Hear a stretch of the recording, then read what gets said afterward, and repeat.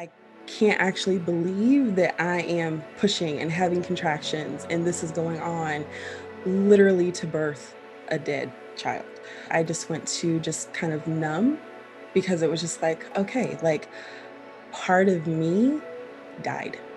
Early pregnancy loss, also known as miscarriage, is a devastating experience that impacts at least 1 out of every 10 women, or 10% of those who know they're pregnant. And for Black women, the statistics are even more heartbreaking as we are 43% more likely to miscarry. Yet, Black women are seldom given the space to share our stories. In this episode, we're talking to Lavista Jones, who shares her experiences with early pregnancy loss. We're also going to discuss her and her husband's emotional yet hopeful journey to grow their family. My father died on June 20th, 2018. I was 37 years old, and suddenly everything I knew about myself was uprooted. I had so many questions, and there were so many layers to peel back. Who was my daddy? And who am I as a result? What was his legacy? And what will mine be? My mantra for 2019 was happy, healthy, whole. I was determined to face my grief and heal. And my girls were there with me every single step of the way. I found strength in my vulnerability, and we had open, honest, transparent conversations. And that's what we're gonna do here in this space. So grab your journal, light some candles, pour a glass of wine, and get cozy. Because, girl, we need to talk. Thank you so much for joining us today, Lavista. I really appreciate you for being so open in your journey. I am honored to be here and to talk about our journey. You've been very open about pregnancy loss, and in fact, you've lost 3 pregnancies. Mm-hmm. So, when you and your husband decided to have children, did you ever think for one moment that you would be one of the statistics that we just talked about? Honestly, no. I when we decided to start growing our family, the battle that we had to overcome initially was infertility. And so we battled that for about 4 years of going to infertility doctors, doing all these hormones at home, different type of drug therapies, those kind of things. And so then once we actually got pregnant with our first son, it was just like, all right, easy peasy, from here on out, like everything else is going to be great because we've overcome this obstacle. So when I got pregnant the second time with our first daughter, like honestly, the thought of losing her literally never crossed my mind, because I thought that the challenge that we were going to have to parenthood, I thought we had faced it with the 4-year battle that we had. And so it never crossed my mind with that second pregnancy. With pregnancy 2 and 3, I think it was all I could think about because of the experience that I had had with the second one. So, Lavista, walk us through the timeline of your miscarriages. I believe Aiden is your oldest, correct? Yes, he is the oldest. And so with the first miscarriage, it happened right before he turned 2. And there is, a picture of us like at his second birthday party. Um, because at the time, like I was still actually actively like, bleeding from the miscarriage, because it's not just like a 1 day kind of a thing, like it's an ongoing thing for a while as your body adjusts to that. And so I can remember being at his birthday party here in Phoenix. It had to be like 107 like degrees outside, and I'm like, my body is still actively healing from that miscarriage out at a splash pad celebrating Oh, my man. 2-year-old. Um, so our third pregnancy and the second miscarriage happened just after he turned 3. So it was a very quick time frame that we lost both of those babies. So he was just before he was 2 and right around 3. And then the fourth pregnancy and the third miscarriage, he's 5 now. So he was already like 5.5, like he was like an old 5 when that happened, December of 2020. So, let's talk about the experience itself and what your body went through during the process. Well, for the second pregnancy, which was my first miscarriage, my pregnancy actually was going well. Everything was very similar to the first one. The baby was growing, was able to go in, see her heartbeat, see her moving on the Mm, monitor, and it just so happened one day it just aligned with the weekend that we were going to share with the world that we were pregnant for the second time, because it's one of those things. Once you cross that 13-week threshold into your second trimester, that's supposed to be your safe zone, and you're mhm, supposed to, hey, we've made it through the scary part, now it's time to share and celebrate. And so it happened to be that weekend, um, and I had gotten out of the shower and realized I was bleeding. And at 13 weeks, you're mm, not supposed to be bleeding. And I remember no. just hysterically yelling for my husband, like, you've got to get me to the doctor. And so he got me, into the car. We went to the doctor. And again, this pregnancy, it was going the way that it was supposed to. And so we had Hmm. just been at the doctor maybe a week prior and had an ultrasound. And like I said, I got to see her. She was there, she's wiggling around. I saw her heart, I heard her heart. And that Mm, particular visit, when we walked in and the tech put the thing on my stomach to listen for her heartbeat, I heard nothing. And it was like that oh sound my. was deafening.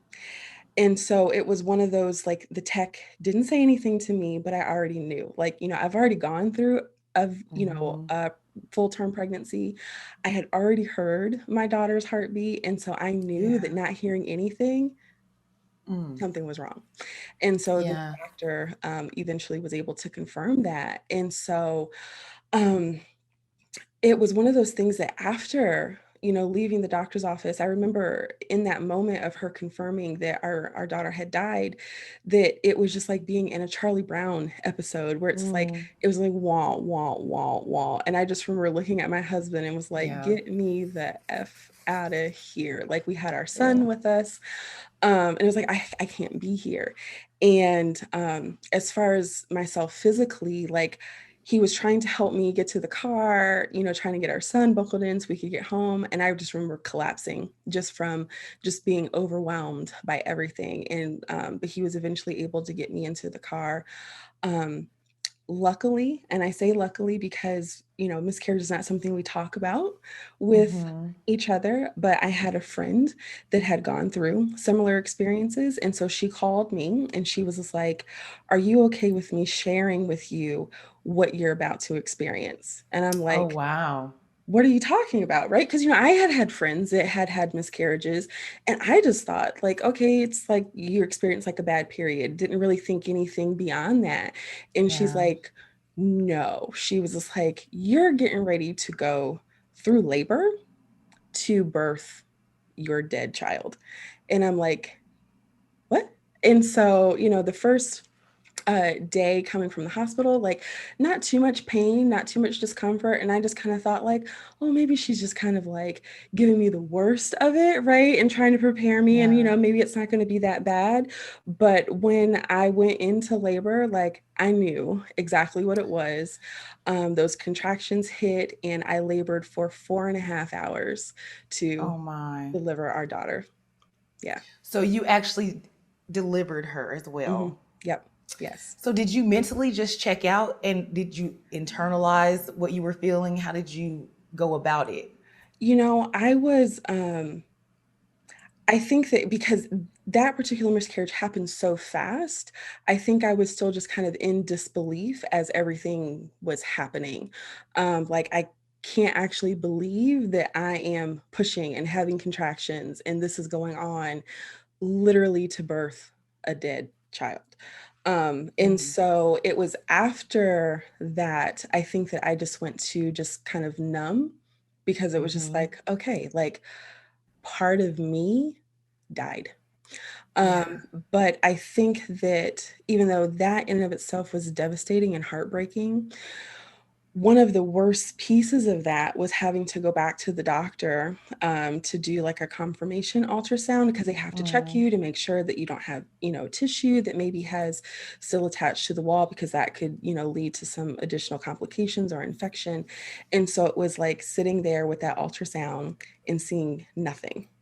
where it's like at least when they confirmed that her heartbeat had stopped, I still saw her, even though her Mm-hmm. heart wasn't beating. So then to go back in and see nothing, I lost it.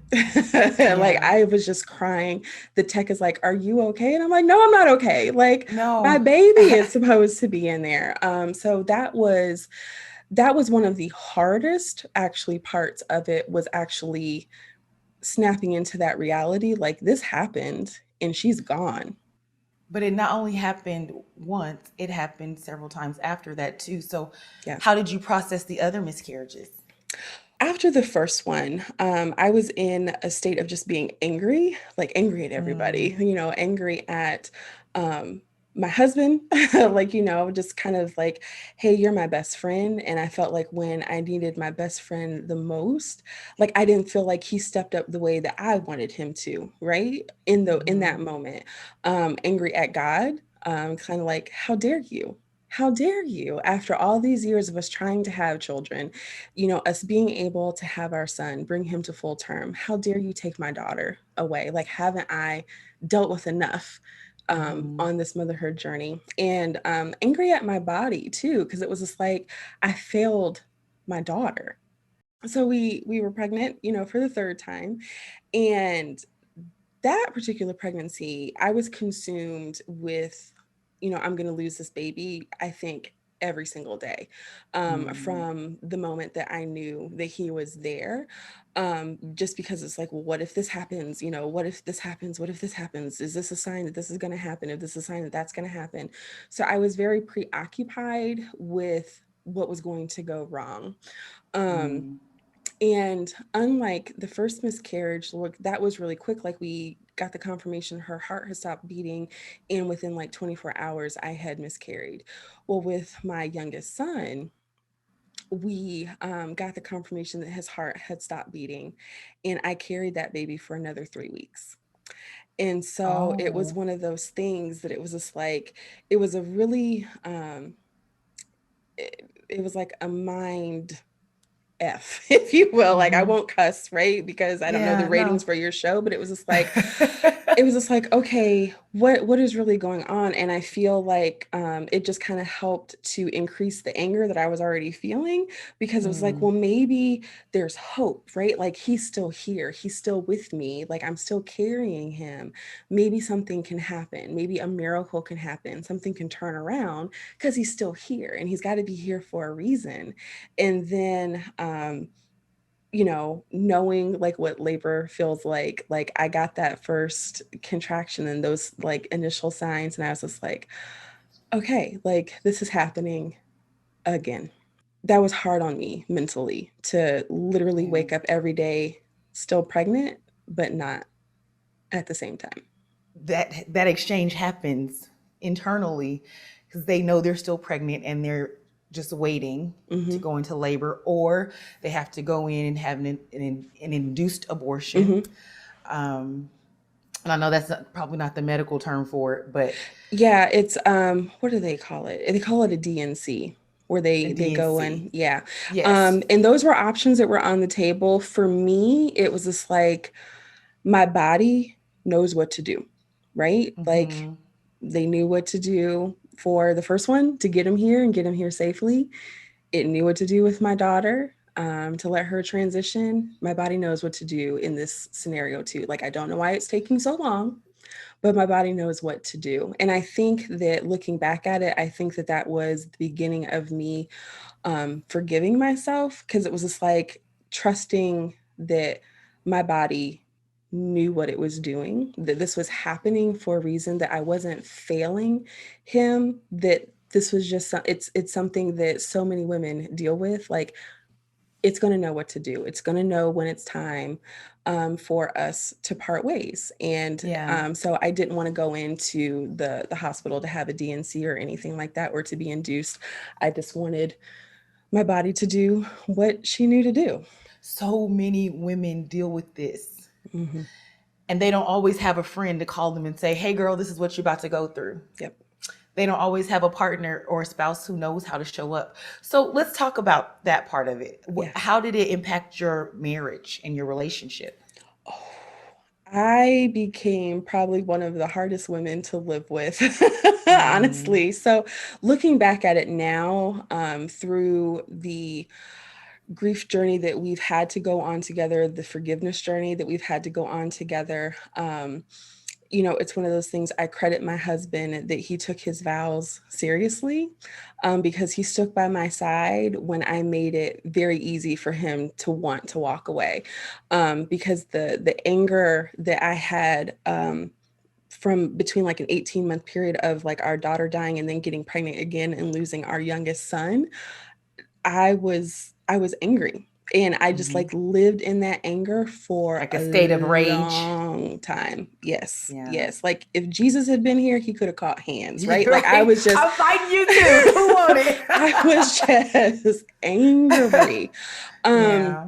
but I had to get to a point where I didn't want to be angry anymore, because it was Yeah. affecting me as a mom. It was obviously affecting me as a wife, when I would be around my friends and they're like, how are you? And I'm like, I'm mad. Like, and they're like, okay. And at first they're kind of like they get it and they're like, all right, like how can we help you? And now it's like, okay, it's like 18 months later, and not that they're trying to like rush me through it. They're just like, Hmm.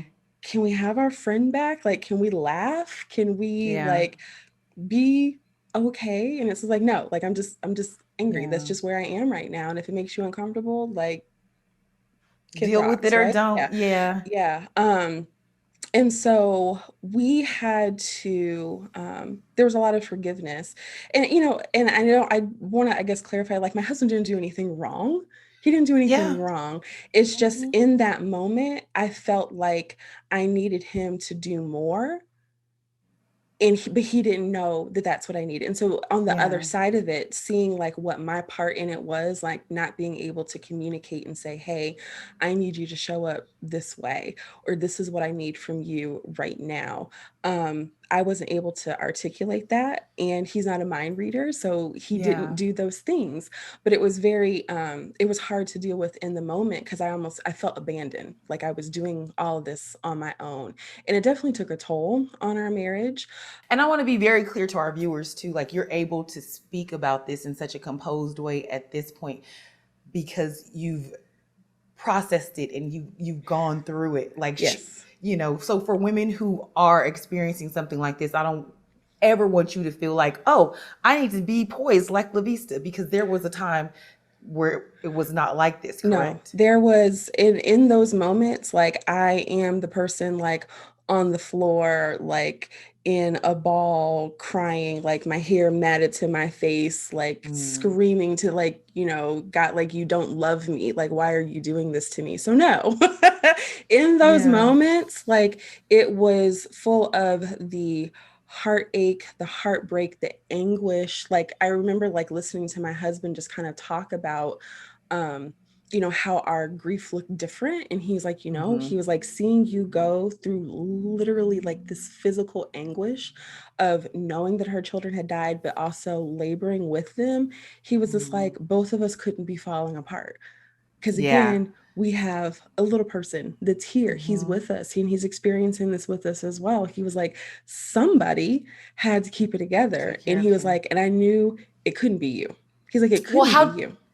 how do you do that? Because there are women who have little ones and they're doing life at the same time, and sometimes Mhm. they don't have the support system, or they're single parents and they still have to show up with this face. Meanwhile, their world is falling apart. And so you have your son, and Yeah. then you miscarried again during COVID. So what did Yeah. that look like, and how did you keep it together and keep it composed in the midst of a pandemic when you're experiencing another personal crisis? I didn't. I didn't. Hmm. Our son, he's older, so he's been a little bit older every single time, a sibling of his has passed away. So with this one, it was um it was a whole family affair, if you will. So he even started asking me before I had even taken a pregnancy test. He was like, Mommy, he's like, when is my sister coming? And I'm like, what are Oh you talking my. about? So it's like he just kind of had like this knowing that something was going on with me before I knew that something was going on with me.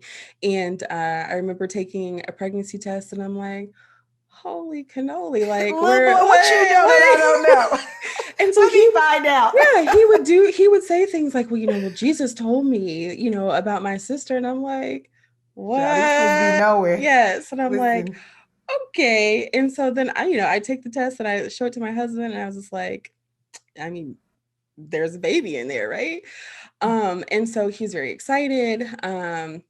And he has a very active part of telling like his grandparents that he's going to be a big brother, those kind of Mm, things. And so we're in the middle of the holidays. It was December, like actually the week of Christmas is when mm, we lost our last child.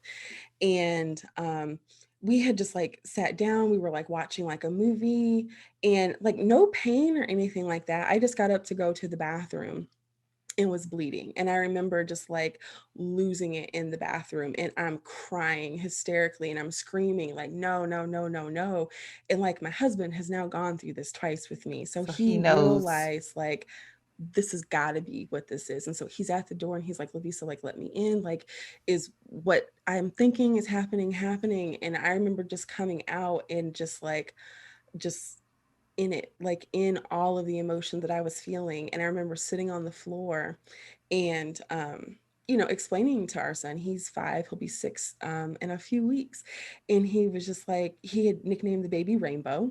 And he was Mm, like, Mommy, he was like, is Rainbow gone? I was like, yeah, baby. And he cried. And so it was one of those things mm, like there wasn't this mask or anything that I was trying like, oh, I've got to be strong and it was like, no, like I am feeling yeah. so broken right now, and this is how I feel. And I feel like there's a healthy balance of showing that to your children. Like, mommy Mm-hmm. doesn't always have it together. Like, mommy's a human Yeah. too, and mommy has emotions, and things hurt mommy's feelings and those kind of things. Because I think that it's showing them how I'm able to take care of myself through that to get to the other side Mm-hmm. of it is the important lesson of, hey, how I'm cultivating this little person. So that Yeah. moment, we all had that moment. My husband was emotional. My son, he crawled in my lap, and we sat there.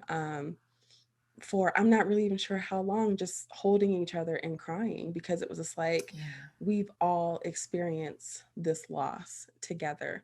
And so then as time has gone, by, it's just helping him to talk through, his emotions. He had a moment a few months ago, and he was just like, Mama, he was like, I wish our family was bigger. And I was like, what do you mean, baby? And he was like, Mm, I wish my brothers and sisters were here. He's like, especially Rainbow. And I was like, I know. And he started crying, and it's just like one of those things yeah. like, baby, like, you're allowed to have big emotions. I was like, because you Mm-hmm. miss And they do Rainbow. too. Yeah. They have big emotions. And I was like, because Mama misses Rainbow every day, every day. Yeah. I was like, so you are allowed to miss your sister. It's Yeah. okay.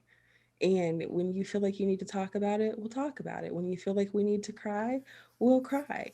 And he had one of those things. He's like, well, Mama, like, can you pray for another baby? Because like, I don't think my prayers are working. And it's like, oh, pumpkin, like, that's not how this works. Like, Yeah. this is not like, Yeah. you are not responsible for like praying like your like next baby sister or brother into existence. Yeah. My sister and my brother just had a little baby boy. And that's why I'm crying like this, because my nieces were so invested in the process the entire time. Mm-hmm. And we, you just keep living and you have friends who miscarry Yep. or who have stillbirths or all of these things. And I was just like, Lord, please, my family can't take that heartbreak. Yeah. You know, Yep. bring this little boy into the world safely and in a healthy space. Because not my emotions aside, these little girls, I don't know that they're going to be able to take that, Yeah. And then you start thinking about the mortality rates of Black women, and my mind just starts to spiral. Like the baby comes and my sisters don't come. It's the whole thing. It is. It's a whole thing. It's a whole thing. I can Yeah. remember even when we went into the hospital to have my son, I had to take like my living will and things like that and have like Mm-hmm. those conversations. And like my Yeah. husband is like, why are you doing this? And I'm like, well, one, it's policy to like bring this Right. stuff to the hospital. I said, because you have to come to grips with the fact that I may Mm-hmm. not come home from this. Yeah. I was just like, Yeah. women die in childbirth every day. And Yeah. just like the And statistics that I'm you 4 times shared, more likely. yes, that if something goes wrong, that you might be going home with a baby boy by yourself. Yeah. And Yeah. so it's just like, these things have been put in place so you don't have to make those hard decisions, right? Yeah. About what's going on with me, because it's real, it's a real thing. Yeah. Well, you're you have been through a lot. Your body's been through a lot. Your Hmm. family has been through a lot. But you're still here. Yes. And you're providing space for other women to bring their pain and perhaps find purpose in it.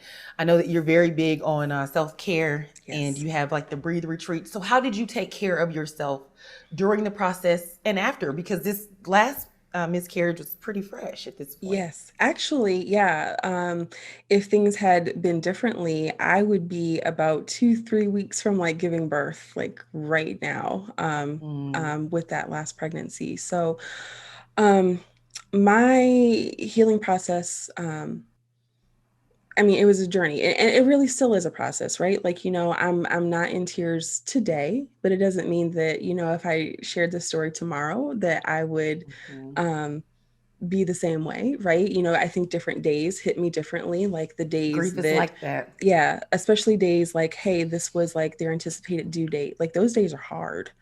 Or like, Hmm. hey, here's the memory that pops up that, oh, like I should have been announcing, this to the world, or like I know that like I found out that I was pregnant this day. Like those days are hard. Like those are the days that Hmm. like, I cry in the shower, right? And I'm a Hmm. little like more low energy and I need more snuggles from my baby and I need to like Yeah. cry in my husband's arms. Like it's not always smile, so Yeah. so my journey, and it's still going, but one of the things that I did, especially because of the dynamic with my marriage, I ran away for a little bit. I took like a week vacation to Ohio, which is where I'm from. I had to go see my daddy and Mm, just kind of yeah.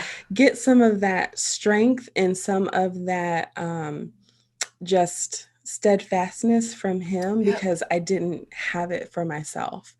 And so Whew.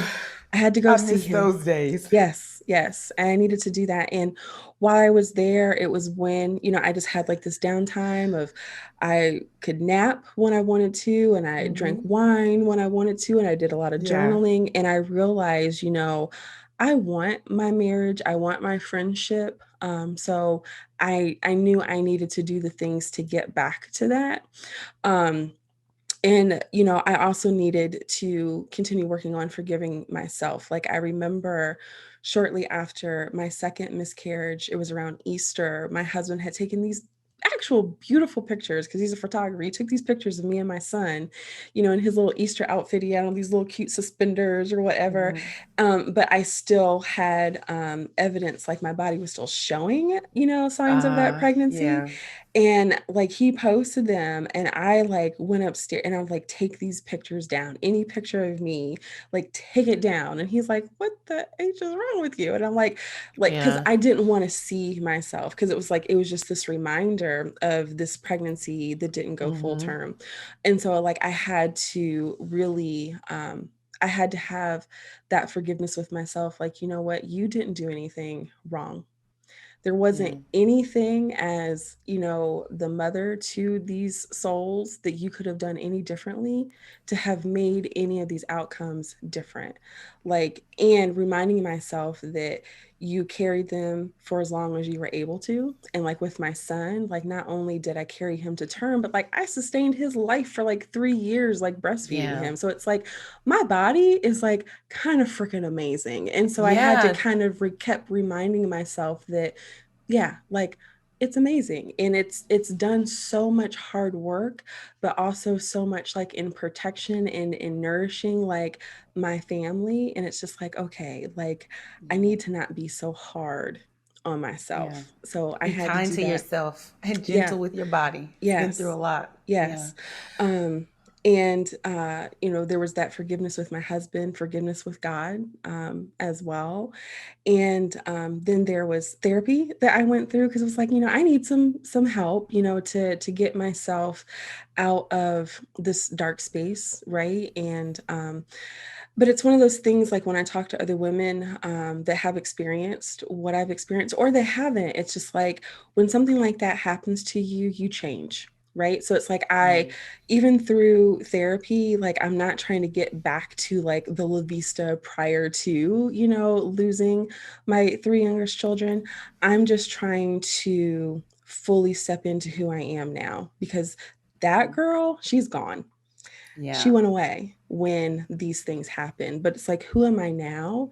How do I keep, moving forward? How do I put the pieces back together the way that they fit now into this new normal and still live my life and still enjoy my life and love on my husband and enjoy the heck out of my kid? So therapy was a big one. And then I had a unique experience where I had to redo a space in our home. So I have a friend that is like an interior designer, but she's very much into like energy. And I had gone to this um, like energy workshop that she had done, going into it, thinking she was going to help me redo my office. Like this is what she's going to help me do. And while she's walking us through some exercises, like we're supposed to be sitting there with our eyes closed and thinking about the space that we want to redo. And I'm thinking about my office, but like these thoughts of like this downstairs bathroom in my house keep popping up. I'm like, I'm not worried about doing a bathroom right now. I want to do something cool to my office.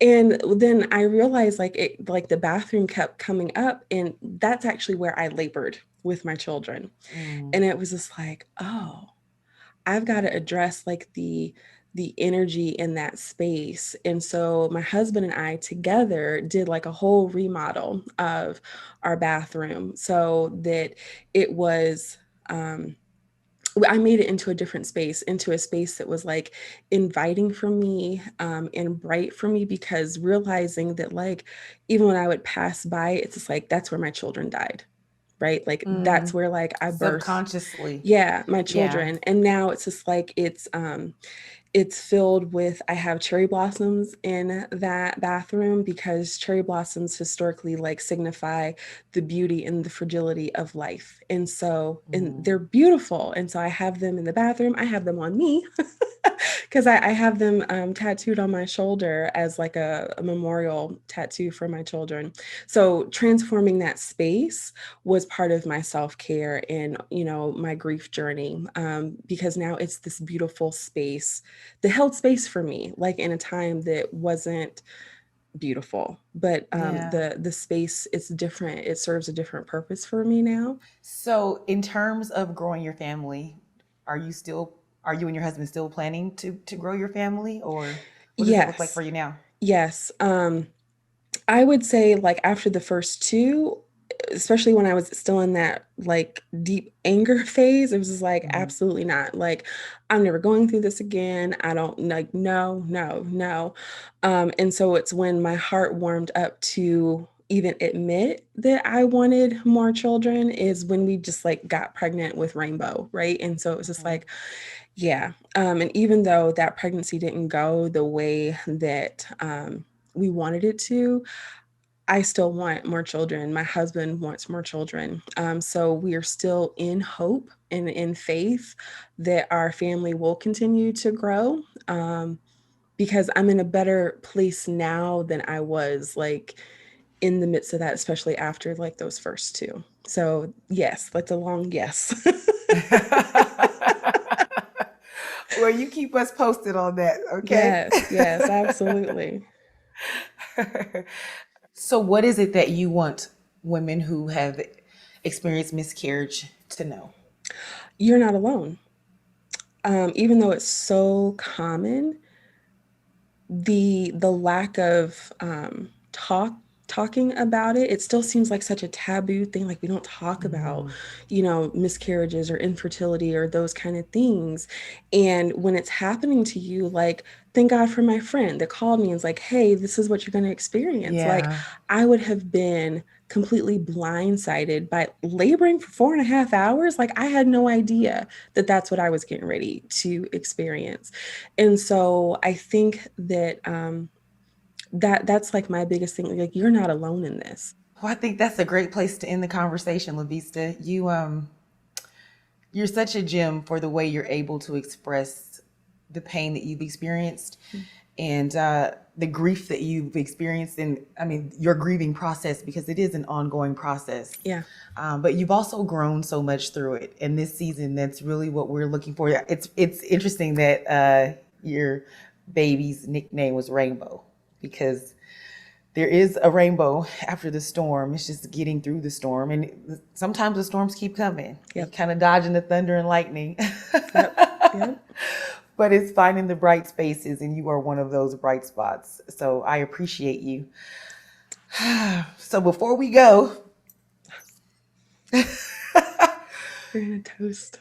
yes, we are going to toast to being happy, healthy, and whole. And cheers to the cherry blossoms. Yes. Cheers. Cheers.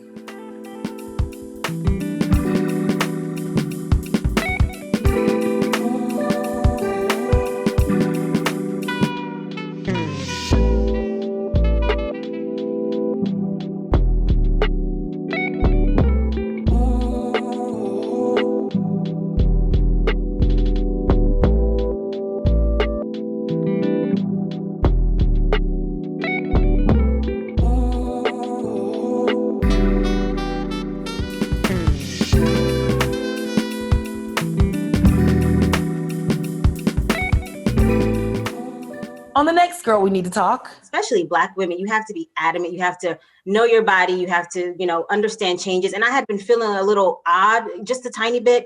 And I kept going, asking my doctor if everything was okay. And they kept telling me everything is perfectly fine. We'll see you in a year. And literally, I woke up the next day after my 25th birthday, and I felt like I was pregnant. I thought that I was pregnant. And after taking so many pregnancy tests, I realized that I wasn't. And so my best friend encouraged me to go to the doctor, because I was really nervous. Like, I have this growth in my body, and you could feel it. It felt like a ball was in my stomach. And that's what I kept telling my best friend. It feels like a ball is in my stomach, like a grapefruit or something. Feel it. And when she felt it, she could feel how hard it is, which is a description of fibroids. Thank you for watching Girl We Need to Talk. You can find me across all social media platforms at Miss Charity Bailey. Make sure you like and subscribe.